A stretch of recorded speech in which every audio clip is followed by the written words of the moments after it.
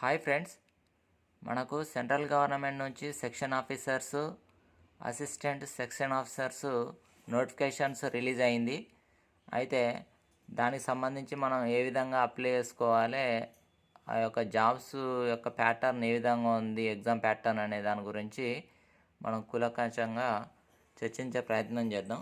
First of all మీరు ఇక్కడ Google chrome open చేసి www.csir.res.in లోపలికి వెళ్ళాలి. ఎంటర్ కొట్టిన తర్వాత ఈ విధంగా హోమ్ పేజ్ ఓపెన్ అవుతుంది. ఇందులోపల కనుక మనం చూసుకున్నట్లయితే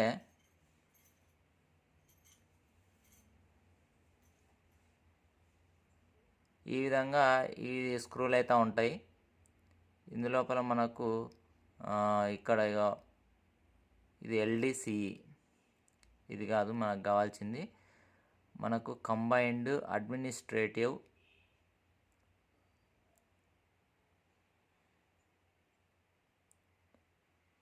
ఇది కంబైన్డ్ అడ్మినిస్ట్రేటివ్ సర్వీసెస్ ఎగ్జామినేషన్ సిఏఎస్సి, ఇది కనుక మనం ఓపెన్ చేయాలి.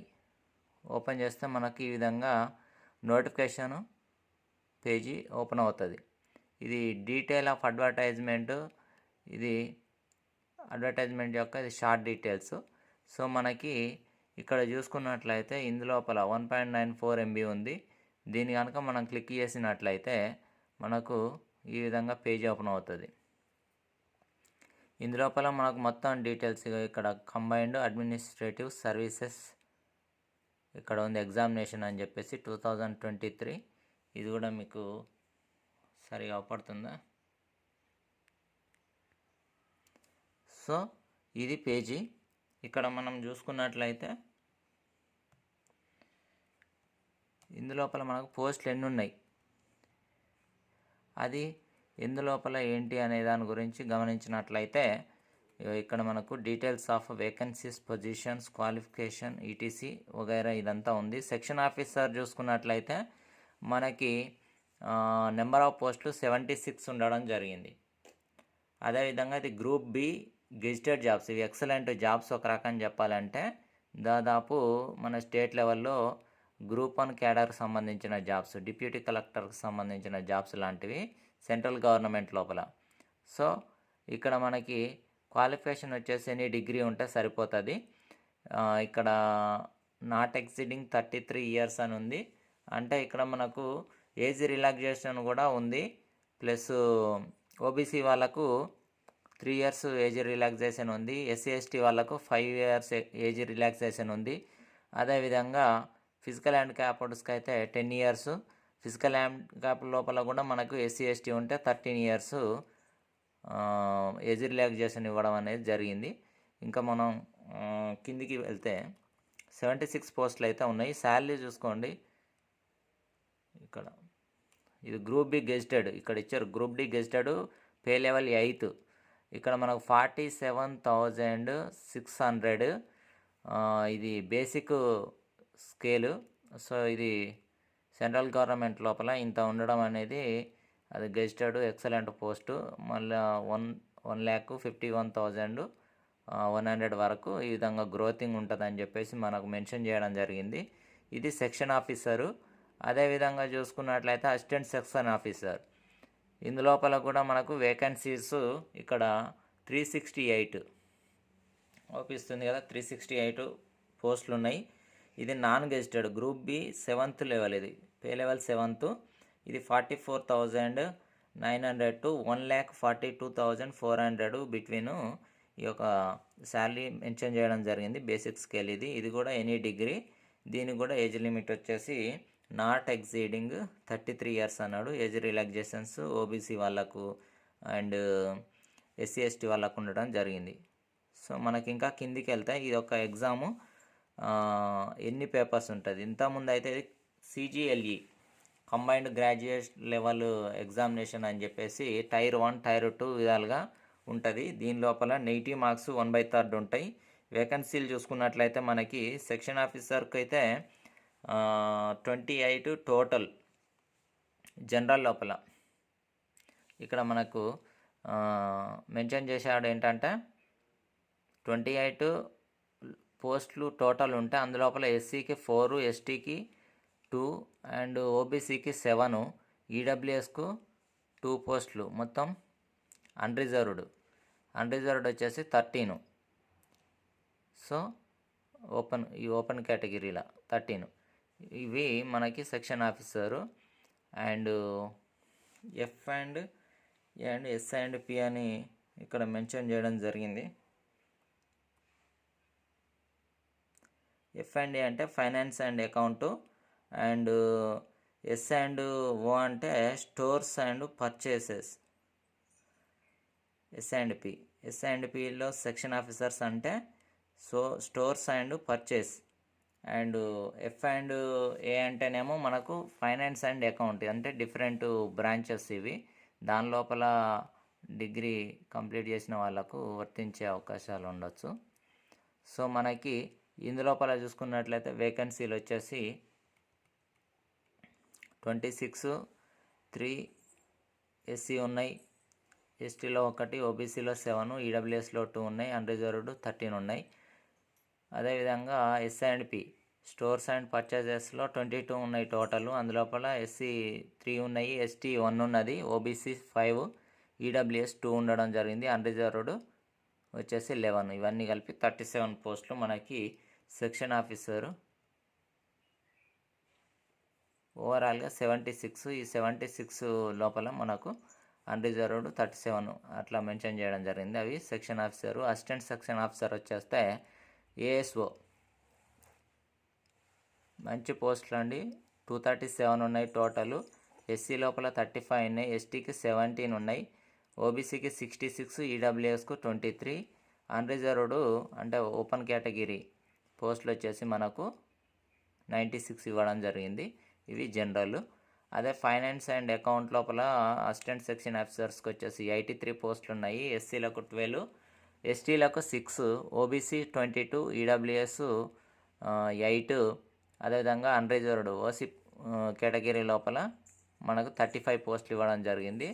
ఇక్కడ assistant section officer in stores and పర్చేజెస్లో 48 పోస్టులు ఇవ్వడం జరిగింది. ఎస్సీలో 7, ఎస్టీలో 3, ఓబీసీలో 14, ఈడబ్ల్యూఎస్లో 4, అన్రిజర్వ్డ్ వచ్చేసి 20. ఈ విధంగా మొత్తం 368 పోస్టులు కనుక మనకు మెన్షన్ చేయడం జరిగింది.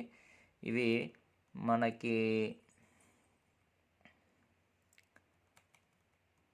ఇంకా డీటెయిల్ చూసుకున్నట్లయితే కిందికి వెళ్తే అప్లికేషన్ ఫీజు వచ్చేసి ఓబీసీ వాళ్ళకు, అన్రిజర్వ్డ్ వాళ్ళకు, ఈడబ్ల్యూఎస్ వాళ్ళకు 500 ఉంది.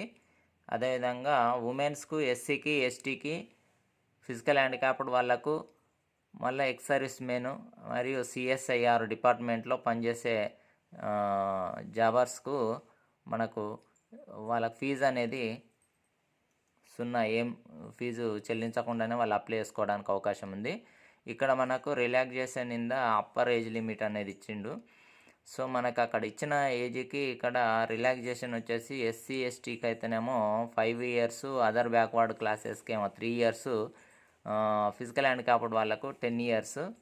అదేవిధంగా ఎస్సీ ఎస్టీ లోపల ఫిజికల్ హ్యాండిక్యాప్డ్ ఉంటే 15 years. అదేవిధంగా ఓబీసీ లోపల ఫిజికల్ హ్యాండిక్యాప్డ్ అయితే 13 years age relaxation. Ex service మెన్స్కు 3 years, అంటే సేమ్ ఓబీసీ లాగానే. సిఎస్ఐఆర్ డిపార్ట్మెంట్లో పనిచేసే వాళ్ళకు 5 years ఏజ్ రిలాక్సేషన్ ఇవ్వడం జరిగింది. ఇక ఎనీ అదర్ వాళ్ళకు నో ఏజ్, అంటే ఇక అన్రిజర్వ్డ్ వాళ్ళకు నో ఏజ్ రిలాక్సేషన్. ఏజ్ రిలాక్సేషన్లో ఎటువంటిది లేదు.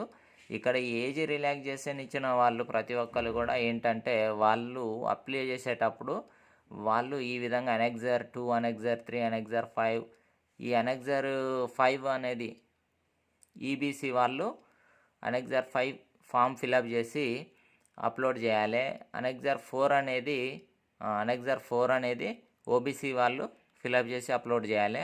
ఇక ఫిజికల్ హ్యాండిక్యాప్డ్ వచ్చేసి ఈ 11, 6, 8 మరియు 12, ఈ యొక్క 13 ఇవైతే మొత్తము ఫిజికల్ హ్యాండిక్యాప్డ్ వాళ్ళు మనకు అప్లోడ్ చేయాలి ఫామ్ ఫిలప్ చేసి.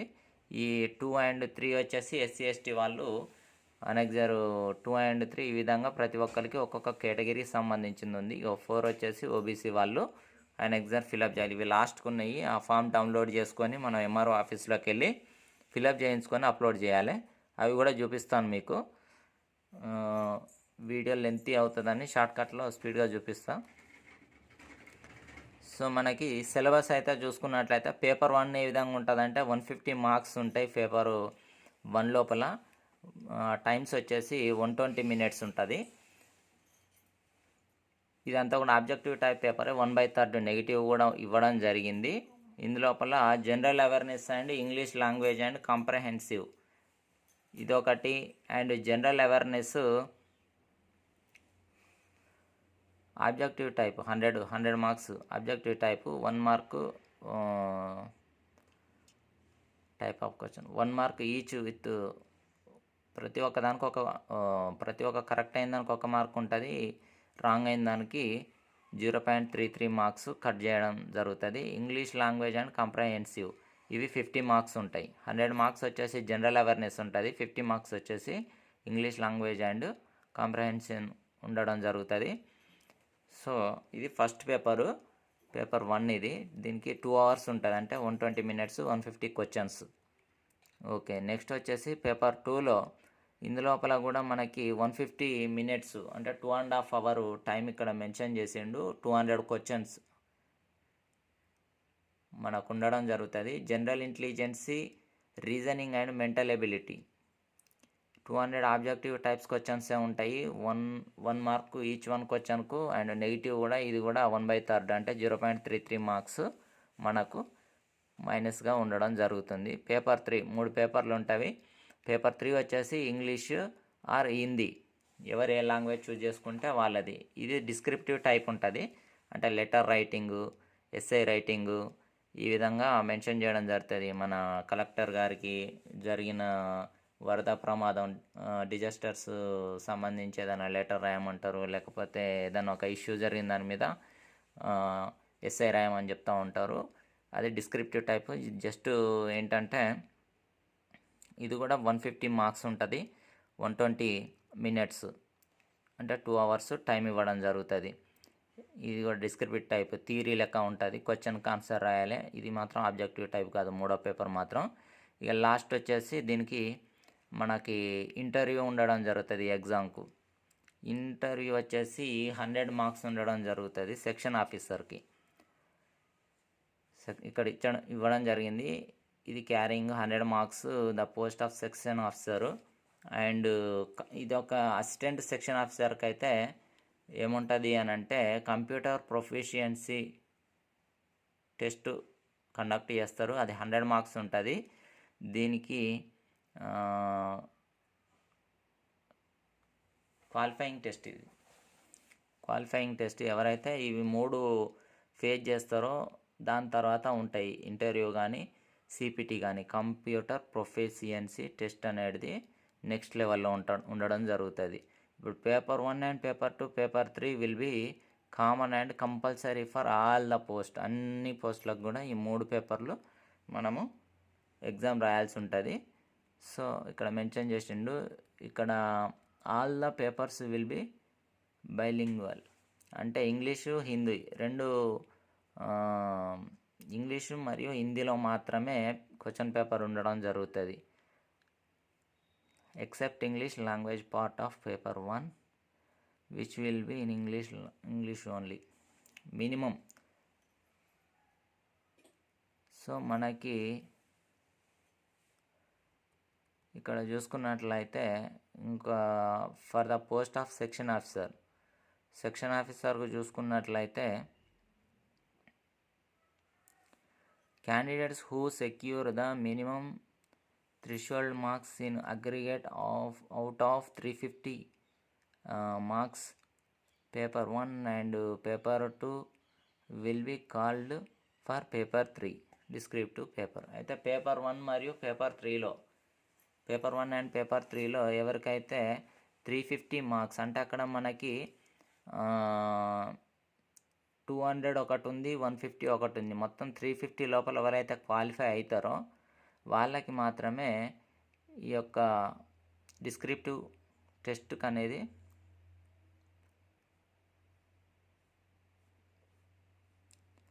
పిలుస్తారు. సో వాళ్ళు మాత్రమే ఈ 3వ పేపర్ రాయడం జరుగుతుంది. డిస్క్రిప్టివ్ కాల్డ్ ఫర్ పేపర్ 3 అని ఇచ్చింది ఇక్కడ. అవి ఎవరైతే మనకి క్వాలిఫై అవుతారో వాళ్ళకే డిస్క్రిప్టివ్ పేపర్ 3కి వాళ్ళ కాలింగ్ ఉంటుంది.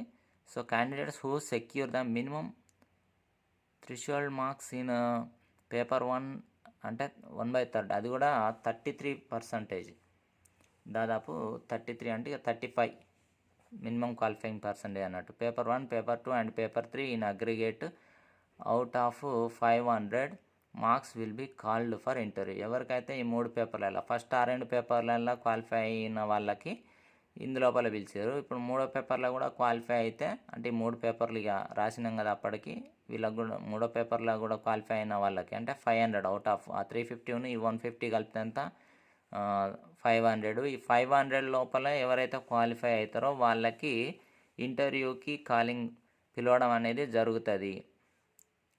లేకపోతే అక్కడ 2 పేపర్లు క్వాలిఫై కాకపోతే అక్కడే స్టాప్ కావడం జరుగుతుంది. 3వ పేపరు క్వాలిఫై కాకపోతే 3వ పేపర్ కన్నా స్టాప్ కావడం జరుగుతుంది. సో ఈ 3 పేపర్లు క్వాలిఫై అయితే కనుక మనకి ఇంటర్వ్యూకి పిలవడం అనేది జరుగుతుంది. అసిస్టెంట్ సెక్షన్ మాస్టర్కి అయితే మాత్రం అది సెక్షన్ మాస్టర్కి ఇంటర్వ్యూ ఉంది కాబట్టి సో 100 మార్క్స్ అంటే 600 అవుతాయి ఇక్కడికి. ఇప్పుడు final select wait list prepared keeping in view the number of vacancies and total marks obtained by the candidate subject to securing the minimum threshold marks. So మనకి ఇక ఇప్పుడు ఇవి మూడు పేపర్స్ రాసి ఇంటర్వ్యూ కూడా ఫేస్ చేసిన వాళ్ళకు ఆ యొక్క పోస్టుల ఆధారంగా వాళ్ళకు వచ్చిన మెరిట్ ఆధారంగా వాళ్ళకి పిలవడం అనేది, జాబ్ ఇవ్వడం అనేది జరుగుతుందని చెప్తా ఉన్నాడు. అదే అసిస్టెంట్ సెక్షన్ మాస్టర్కి వచ్చేస్తే ఇది కూడా సేమ్. ఇక్కడ మనకి 3 పేపర్లు క్వాలిఫై అయిన తర్వాత కంప్యూటర్ టెస్ట్ ఉంటుంది. ఇక్కడ ఇంటర్వ్యూ కాదు. అసిస్టెంట్ సెక్షన్ మాస్టర్కు ఇంటర్వ్యూ లేదు. అసిస్టెంట్ సెక్షన్ ఆఫీసర్కు మాత్రం ఇంటర్వ్యూ లేదు. సెక్షన్ ఆఫీసర్కు మాత్రమే ఇంటర్వ్యూ ఉంది. ఈ అసిస్టెంట్ సెక్షన్ ఆఫీసర్కి వచ్చేసి కంప్యూటర్ ప్రొఫిషియన్సీ టెస్ట్ ఉంటుంది ఇంటర్వ్యూ స్థానంలో. సో ఇది కూడా క్వాలిఫై అయితే, సో ఈ 3 పేపర్లు క్వాలిఫై అయితే మనకి కంప్యూటర్ ప్రొఫిషియన్సీ టెస్టుకు వాళ్ళు పిలవడం అనేది జరుగుతుంది. అది కూడా క్వాలిఫై అయితే అప్పుడు ఫైనల్ మార్క్స్ ఈ యొక్క 4 అంశాలను దృష్టిలో పెట్టుకొని ఎవరికైతే మెరిట్ వస్తుందో ఆ మెరిట్ ఆధారంగా వాళ్ళకు పోస్ట్ అనేది వాళ్ళకు మెరిట్ ఆధారంగా ఇవ్వడం జరుగుతుంది అనేది ఇక్కడ మెన్షన్ చేస్తూ ఉన్నాడు. సో మనకి ఇది పోస్టుల వివరాలు కూడా మనం గమనించినాము. సిలబస్ వచ్చేస్తే ఇక మీకు ఈ సైట్లోకి వెళ్ళి మొత్తం డీటెయిల్స్ అన్నీ కూడా ఇక్కడ 100 మార్కులు 150 ఫస్ట్ పేపరు 150 మార్కుల లోపల 100 మార్క్స్ వచ్చేసి ఇక్కడ మనకి ఇవ్వడం జరిగింది. History of Indian and Indian national movement, constitutions, governance, current affairs, ఈ విధంగా ఇక comprehension and directive and indirective principles,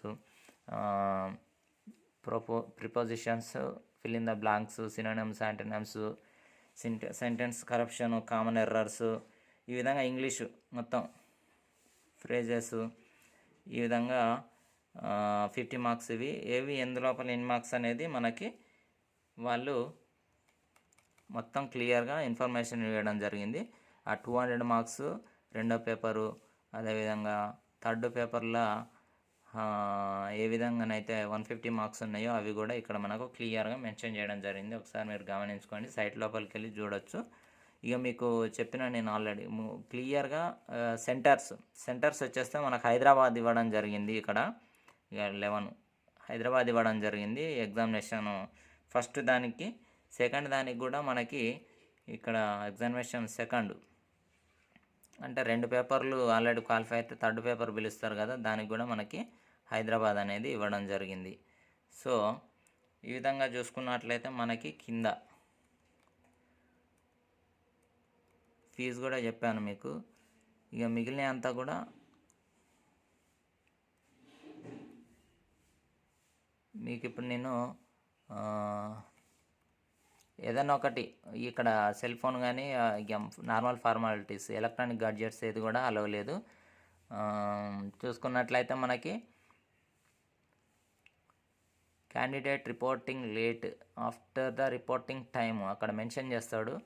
మనకి ఎగ్జామ్ వచ్చేసి మనకి ఈ యొక్క ఎగ్జామ్కి అప్లికేషన్ లాస్ట్ డేట్ వచ్చేసి జనవరి నెక్స్ట్ మంత్ 2024 జనవరి 12 ఆ విధంగా ఇవ్వడం జరిగింది. సో మనకి ఫిబ్రవరి లోపల ఫస్ట్ టైం అంటే టైర్ 1 పేపర్ 1 పేపర్ 2 ఎగ్జామ్ అనేది ఫిబ్రవరి లోపల ఉండే అవకాశం ఉంటుంది. సో ఇక్కడ మనం ఏదైనా ఒక ఐడెంటిటీ ప్రూఫ్ అనేది ఒరిజినల్ తీసుకుపోవాల్సి ఉంటుంది. తర్వాత అక్కడికి వెళ్ళి చాలా పరేషాన్ కావాల్సిన పని లేదు, అందుకే ముందే ఇక్కడ మెన్షన్ చేసిండు. ఇప్పుడు మీకు ఇక్కడ అనెక్జర్ పేపర్స్ అనేది చూపించే ప్రయత్నం చేస్తా. 7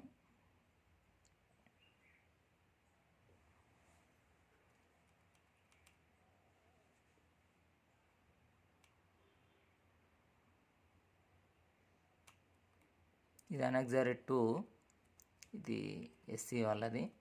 అనెక్జర్ 3 వచ్చేసి అంటే ఇది ఫిలప్ చేసుకొని పోవాలి. చూసుకున్నట్లయితే ఈ విధంగా అనెక్జర్ 4, అనెక్జర్ ఇది 3, అనెక్జర్ 4 వచ్చేసి ఓబీసీ క్లియర్గా అవపడుతుంది ఇక్కడ ఓబీసీ క్యాండిడేట్స్కి. అనెక్జర్ 5 ఇది ఈబీసీ ఎకనామికల్లీ బ్యాక్వర్డ్ వీకర్స్. ఇవి డౌన్లోడ్ చేసుకొని అక్కడ మండలంలో ఎంఆర్ఓ తోటి సైన్ చేయించుకోవాలి. ఈ విధంగా ఫిలప్ చేసి మన డీటెయిల్స్ అన్నీ ఫిలప్ చేయాలి. ఫిలప్ చేసి సైన్ చేయించుకొని తీసుకుపోయి ఇవ్వాలి. ఈ విధంగా నెక్స్ట్ వీడియో లోపల ఏ విధంగా అప్లై చేసుకోవాలనేది క్లియర్గా చెప్తాను. ఇప్పుడు స్టేట్ లోపల నోటిఫికేషన్స్ ఇప్పుడు ప్రజెంట్ లేవు కాబట్టి ఇవి సెంట్రల్ దానికి అప్లై చేసుకోవడము, దీన్ని ప్రిపేర్ అవ్వడము స్టేట్ దానికి కూడా ఉపయోగపడుతుంది అని ఇది చెప్పడం జరుగుతూ ఉంది. ఫస్ట్ టైం ఎవరైనా ఈ యొక్క ఛానల్ చూస్తున్నట్లయితే దయచేసి సబ్స్క్రైబ్ చేసుకుంటారని ఆశిస్తున్నా. Thank you.